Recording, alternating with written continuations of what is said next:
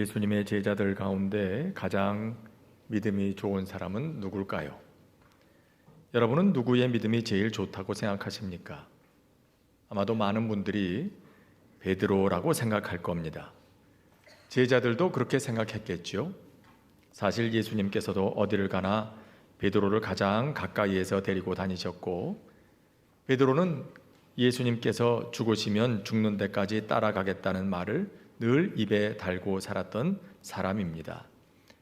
게다가 예수님께서 너희는 나를 누구라 하느냐 그렇게 물으실 때 베드로는 주는 그리스도시요 살아계신 하나님의 아들이십니다, 정답을 말했던 사람. 그걸 들으시면서 예수님께서도 이걸 내게 알게 하신 이는 너의 혈육이 아니라 하늘에 계신 내 아버지시다 라고 칭찬까지 하셨으니 두말할 필요가 없을 겁니다. 그런데 복음서 마지막 장면에 등장하는 베드로의 모습은 우리에게 큰 실망을 주지요. 예수님께서 체포당하시고 법정에서 신문 받으실 때 베드로는 그 뜰에 있었습니다. 소녀 하나가 그를 알아보고 묻습니다. 당신도 예수의 제자가 아니냐고. 그때 그 믿음 좋은 베드로가 하는 말이 어땠습니까? 나는 그를 알지 못하노라. 기어이 나중에는 저주까지 하면서 그렇게 예수님을 등지고 맙니다. 물론 베드로는 나중에 다 회개하고 성령 충만함을 받아서 초대교회의 기둥이 되었습니다. 하지만 그 순간만큼은 그렇지 못했었죠. 여러분, 이런 것을 보면 믿음은 다 잘 될 땐 모르는 거라는 생각을 하게 됩니다. 편안할 땐 모릅니다. 믿음의 진위, 이게 진짠가 가짠가 하는 것은 위기의 순간, 다급한 순간, 그런 시간, 그런 장소에서 드러나게 되는 겁니다. 모든 것이 다 잘 되고 평안할 때는 믿음의 순도를 알 수가 없습니다. 내가 부유할 때 남 돕는 건 누군들 못하겠습니까? 하지만 내가 가난할 때 어려운 이웃을 돌보는 것은 쉬운 일이 아닙니다. 내가 평안할 때 슬픔당한 이웃을 위로하는 건 누가 못하겠습니까? 그러나 내가 어려움 가운데 있을 때 내 코가 당장 석잔데 그때 위로하고 내 곁에 어려운 사람들 돌보는 건 결코 쉬운 일이 아니죠. 그렇기 때문에 우리의 믿음은 불 가운데서, 환난 가운데서 증명되는 것입니다. 오늘 본문 가운데 불같은 시험 가운데서 그 믿음을 인정받은 사람이 있습니다. 스데반입니다. 그는 초대교회에서 처음 세움받은 7 집사 가운데 하나입니다. 그런데 그가 사람들 앞에서 말씀을 전하다가 억울하게도 돌에 맞아 죽게 됩니다. 순교하죠. 그런데 그 가운데서 그는 참으로 훌륭한 믿음의 본을 보여줍니다. 그의 이러한 믿음을 오늘 성경은 이런 말로 표현합니다. 스데반이 성령 충만하여 하늘을 우러러 주목하였다. 스데반은 평안할 때뿐만 아니라 오늘 이 환난 속에서도 여전히 하늘을 우러러 주목하는 사람이었습니다. 그가 하늘을 주목하여 보았을 때 그에게 어떤 일이 일어났습니까? 첫째는 하늘을 주목하여 보게 될 때 땅의 사람들이 보지 못하는 것을 보게 되었습니다. 스데반은 하늘을 우러러 주목하여 보면서 거기서 하늘이 열리고 하나님의 영광과 예수님께서 하나님 우편에 서신 것을 보게 됩니다. 하지만 이 광경을 본 사람은 오직 스데반 뿐이었습니다. 다른 사람들은 아무도 보지 못했습니다. 없어서 못 본 게 아니죠. 스데반이 환상을 본 게 아닙니다. 기력이 떨어져서 헛것을 보게 된 것이 아닙니다. 분명 하나님은 살아계시며 그분의 영광을 그가 보았습니다. 그리고 그분 오른편에 서 계신 예수님, 그분을 스데반은 분명히 보았습니다. 하지만 그 하나님의 얼굴을 본 것은 오직 하늘을 주목하며 우러러 보았던 스데반 뿐이었습니다. 여러분, 우리도 마찬가지입니다. 평소 땅의 시선을 빼앗기고 하늘을 보지 못할 때는 땅의 것을 볼 뿐입니다. 내 눈에는 땅의 것만 들어옵니다. 또 다른 가능성, 하나님께서 열어주시는 다른 세계, 하늘의 소망을 보지 못하게 됩니다. 동료 목사님으로부터 이런 이야기를 들은 일이 있습니다. 이 목사님의 자녀들이 아주 어릴 때 얘기입니다. 이분에게는 아들이 둘이 있는데 보통은 목사님이 집에 들어가면 이 아이들이 아빠 왔다고 소리 지르면서 달려옵니다. 그런데 어느 날인가는 막내가 컴퓨터 앞에 꼼짝하지 않고 앉아 있는 겁니다. 아빠가 문 열고 들어오는 것도 그 소리도 들리지 않습니다. 목사님이 다가가도 쳐다보지도 않습니다. 게임에 정신이 팔려가지고 그것밖에는 아무것도 보이지 않고 아무 소리도 들리지 않는 거지요. 여러분, 우리도 무엇 하나에 정신이 팔리면 다른 걸 보지 못하게 됩니다. 이스라엘이 애굽을 나와서 광야를 지나고 있을 때 일입니다. 르비딤이라고 하는 곳에 이르렀습니다. 거기엔 마실 물이 없었습니다. 사방 어느 곳을 둘러보아도 황량한 들판과 불어오는 먼지바람과 앞을 가로막는 바위들 뿐이었습니다. 저들은 이것들을 보면서 한탄합니다. 원망합니다. 모세와 하나님께 삿대질을 해댑니다. 아니, 우리를 여기까지 끌고 나왔으면 책임을 져야지. 사람이 물을 먹어야 살 것 아니냐? 우리를 여기서 목말라 죽게 할 셈이냐? 여러분, 참 답답한 상황이지요. 아니, 모세라고 무슨 뾰족한 수가 있겠습니까? 저들이 목마르면 모세도 목마르고, 물이 어디 있는지 그들이 모르면 모세도 모르는 거 아니겠습니까? 그런데 이 시간에 그들은 모세만 몰아붙이고 있으니 참으로 답답한 노릇입니다. 그런데 모세가 하나님께 나옵니다. 사람들이 물 없는 땅만 바라보고 있을 때 모세는 눈을 돌려서 하늘을 주목하며 그렇게 하나님 앞으로 나옵니다. 그리고 묻습니다. 하나님, 저 사람들이 물을 달라는데 어떻게 하지요? 제가 이 많은 사람들을 그들에게 물을 줄 수 있는 능력이 있습니까? 하나님, 저를 도와주십시오. 그러자 성경은 하나님께서 그에게 이렇게 말씀하셨다고 기록합니다. 반석을 명하여 물이 나오게 하라. 사방에 깔린 바윗돌, 사람들도 다 보고 있는 겁니다. 하지만 그 바윗돌에서 물이 나올 수 있다는 건 생각도 할 수 없었습니다. 이 바윗돌들은 그저 물이 없다는 증거일 뿐이었죠. 그런데 하늘을 주목하여 본 모세의 눈에 이제 이 바윗돌은 샘이 터져 나오는 물 근원이 된 것입니다. 하늘을 주목하여 본 사람의 눈에 땅의 사람들이 보지 못하는 것이 보였습니다. 절망의 순간에 새로운 소망이 보입니다. 불가능의 자리에서 가능성을 보게 됩니다. 죽음의 자리에서 생명을 보게 된 것입니다. 여러분, 오늘 어떤 바윗돌이 우리 앞을 가로막고 있을까요? 그 바윗돌에서 눈을 돌려서 하늘을 바라볼 수 있기를 바랍니다. 앞을 막고 있다고 생각했던 그 바윗돌에서 오히려 생수가 터져 나오는 것을 경험하게 될 것입니다. 땅을 보고 있는 사람들이 아무도 보지 못했던 새로운 가능성을 보게 될 것입니다. 여러분, 그래서 산에서 길을 잃으면 어디로 가라고 합니까? 높은 곳으로 가라고 하잖아요. 높은 곳 산정상으로 올라가서 보면 그래야 길을 볼 수 있기 때문이죠. 여러분, 땅에서 보면 아무것도 보이지 않습니다. 높은 곳에 올라가야 보입니다. 그 길이 보입니다. 하늘에서 봐야 보이는 것입니다. 하나님을 주목하여 볼 때 땅에서 보이지 않던 길이 보이게 마련이죠. 우리의 전통 가구 가운데 전주장이라는 게 있습니다. 그 아름다움은 좌우 대칭을 이루는 나무의 무늬, 즉 용무늬에 있습니다. 그런 용무늬는 용목이라고 불리는 나무에 있는데 그런 이름의 나무가 따로 있는 건 아닙니다. 사실 용목은 심하게 상처받은 나무죠. 그런 나무를 사람들이 용목이라고 불러주는 겁니다. 병이 깊어서 제대로 자라지 못하고 몸의 한 부분이 옹이지고 뒤틀린 그런 나무입니다. 오랜 세월 가슴에 병을 품고 상처를 안으로만 다독이고 견디느라 다른 부분보다 더 단단해진 그런 부분을 가진 나무를 말합니다. 그런데 목공이의 소목장들은 그렇게 만들어진 이 나무의 물방울 무늬를 최고로 친답니다. 이런 용목은 구하기도 어렵고 가격도 따로 없어서 사람들이 부르는 게 값이랍니다. 평생을 나무 구하는 일에 바친 소목장들도 생애 몇 번 구할까 말까 합니다. 이건 나무로 보면 아픈 상처지요. 사람들의 눈으로 봐도 보기 흉한 흉터일 뿐일 겁니다.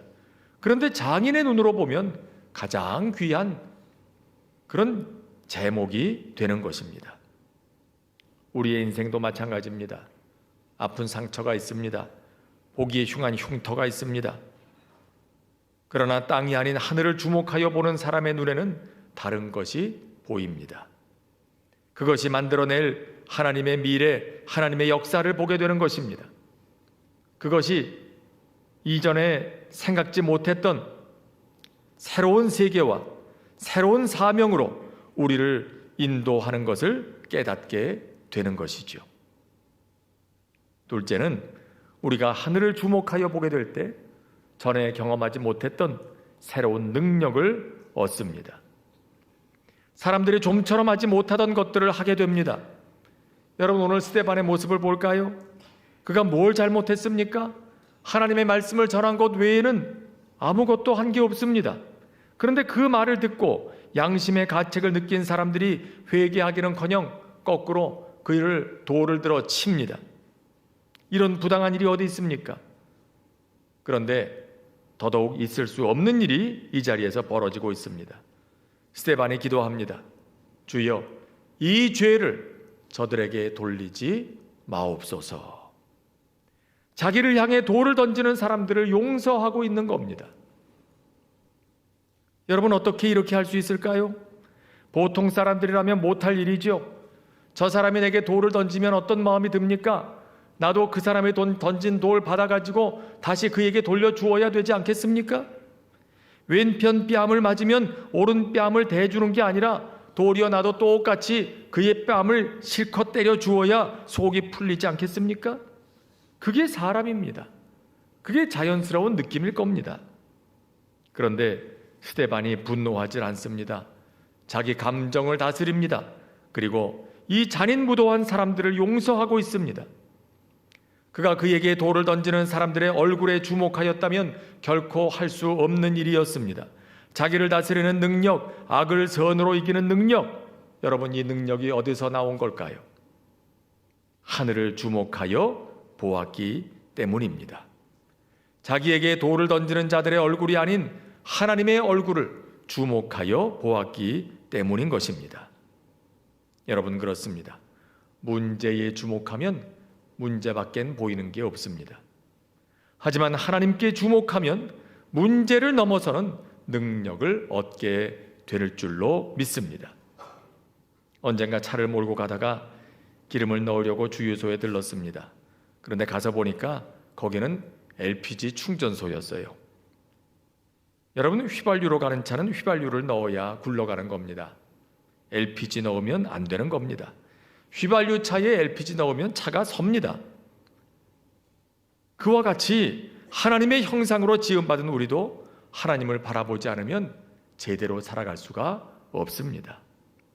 사람도 하나님을 바라볼 때 능력을 얻습니다. 그렇게 창조되었기 때문입니다. 음식점에 가야 밥을 먹고 쌀집에 가야 쌀을 얻는 겁니다. 모름지기 그리스도인은 하늘을 주목해야 그리스도인으로 살아갈 능력을 얻게 됩니다. 어느 날 예수님께서 산에서 내려와 보니까 소동이 났습니다. 어느 아버지가 귀신 들린 아들을 데리고 왔는데 제자들이 이 귀신을 쫓아내지 못하고 쩔쩔매고 있는 거지요.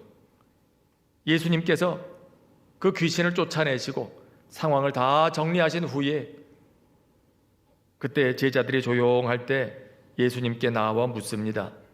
예수님 하실 땐 됐는데 우리가 할 때는 왜 안 됐을까요? 똑같이 했는데. 마가복음에 의하면 예수님이 그때 이렇게 대답하셨답니다. 기도 외에는 이런 유가 나갈 수 없느니라. 이 말씀을 미루어 보면 제자들이 그때 기도하지 않았음에 틀림이 없어요. 기도하지 않았다는 것은 하늘을 주목하여 보지 않았다는 뜻입니다. 하나님을 바라보지 않았다는 겁니다. 자, 그러면 그들은 뭘 주목했을까요? 뭘 바라봤을까요? 자기 능력, 자기 경험에 주목하고 있었습니다. 전에 전도 여행 나가서 해보았거든요. 제자들이 산 밑에서 쩔쩔매고 있던 그 장면 앞에 예수님께서 둘씩 짝지어서 제자들을 전도 여행 보내시는 장면이 나옵니다. 거기서 예수님께서 제자들에게 병을 고치고 귀신을 내쫓는 권능을 주셨다라고 기록하고 있어요. 그때 예수님께서 주신 능력, 그것으로 나가서 역사했습니다. 그것은 그들의 능력이 아니었죠. 예수님께서 주신 능력이었습니다. 그 권세였습니다. 그들의 이름의 권세가 아니라 예수 이름의 권세. 그런데 저들은 한때 해보았다고 자기에게 그 능력이 있는 줄 알았던 겁니다. 그래서 하늘을 주목해야 할 때 자기에게 주목하고 있어요. 그래서 무능력해진 거예요. 언젠가 성서신학원 학우들과 함께 어느 수련원을 방문한 일이 있습니다. 돌아오기 전에 보았던 장면이 기억에 남습니다. 동산 한편에 개인 기도실이 만들어져 있었습니다. 그런데 가만 보니까 들어가는 문마다 거미줄이 있어요. 문을 열고 들어가 보니까 바닥 가득 죽은 벌레들과 먼지들이 가득 차 있었습니다. 한눈에 봐도 사람들이 드나든 지 한참은 돼 보였습니다. 여러분, 기도실에는 거미줄이 쳐지면 안 됩니다. 기도하는 우리의 입술에도 거미줄이 쳐지면 안 되는 것입니다. 부지런히 하늘을 바라보아야 그때 능력을 얻게 되는 것입니다. 이스라엘이 골리앗을 이기지 못한 이유가 뭡니까? 골리앗을 바라보았기 때문이죠. 그에게 주목했기 때문이죠. 그런데 다윗이 골리앗을 이깁니다. 어떻게 그럴 수 있었을까요? 그는 하나님을 주목하여 바라보았기 때문입니다. 여러분, 이게 믿음입니다. 믿음은 하나님께 초점을 맞추는 것입니다. 무슨 일을 만나든지 하나님께 초점을 맞추는 우리의 자세를 우리는 믿음이라고 부릅니다. 특히 오늘 성경은 스데반이 성령이 충만해서 하늘을 우러러 주목하였다 기록할 때 그 원문의 뜻을 그대로 옮기면 이런 뜻이 됩니다. 스데반이 성령으로 충만한 상태로 있으면서, 그때 유독 성령이 충만해진 게 아니고요. 스데반이 이미 성령으로 충만한 상태에 있었다는 겁니다. 그리고 하늘을 바라보았다. 다시 말해서 성령으로 충만하여 하늘을 바라보는 것이 오늘만이 아니었다는 겁니다. 오늘이 특별한 위기의 순간이기 때문에 스데반이 다급하게 하늘을 쳐다본 게 아니라 그는 매일 하늘을 바라보며 살았습니다. 매사에 하나님께 초점을 맞추며 살았습니다. 사람은 무엇에 충만하면 그것만 보이는 법입니다. 걱정에 충만하면 걱정거리만 보이고요. 돈에 충만하면 어디를 봐도 돈만 보이고요. 미움에 충만하면 미운 사람만 보입니다. 그런데 성령으로 충만하면 자연스럽게 하늘이 보입니다. 하나님이 하시는 일들이 보입니다. 스데반은 늘 하나님을 생각하며 살았습니다. 하나님은 어떻게 생각하실까? 하나님이 기뻐하시는 건 뭘까? 하나님은 내가 여기서 무엇을 선택하며 살기를 원하실까? 늘 하나님께 기도하며 살았습니다. 오늘 그가 돌에 맞기 전에 예수님께 대해서 성경을 인용하며 성경 여러 곳을 인용하면서 그가 사람들에게 말씀을 전합니다. 그런데 그 장면을 보면 그가 얼마나 평소의 말씀으로 가득 차 있었는지를 알 수가 있습니다. 그렇게 매일 하늘을 주목하며 살다가 위기를 만난 지금도 평소에 했듯이 하늘을 보게 되는 것입니다. 평소에 하늘을 바라보는 것이 몸에 배어 있으니 이 경황 없는 순간에도 그는 자연스럽게 하늘을 바라보게 되었던 거지요. 여러분, 하나님께서는 하늘을 바라보는 것이 모든 성도들의 거룩한 습관이 되기를 원하십니다. 사람은 본래가 그렇게 살도록 창조된 존재입니다. 오늘 우리가 바라보며 살고 있는 건 뭘까요? 우리의 시선은 어디에 고정되어 있습니까? 스데반이 날아오는 돌이 아니라, 돌을 던지는 사람들이 아니라 예수님이 계신, 우리 주님이 계신 하늘을 주목했던 것처럼 우리도 하늘을 바라보며 살아갈 수 있기를 축원합니다. 그럴 때 스데반이 보았던 하늘의 소망을 보게 될 것이고, 우리를 능하게 하시는 전능하신 하나님의 손길을 경험하게 될 것입니다.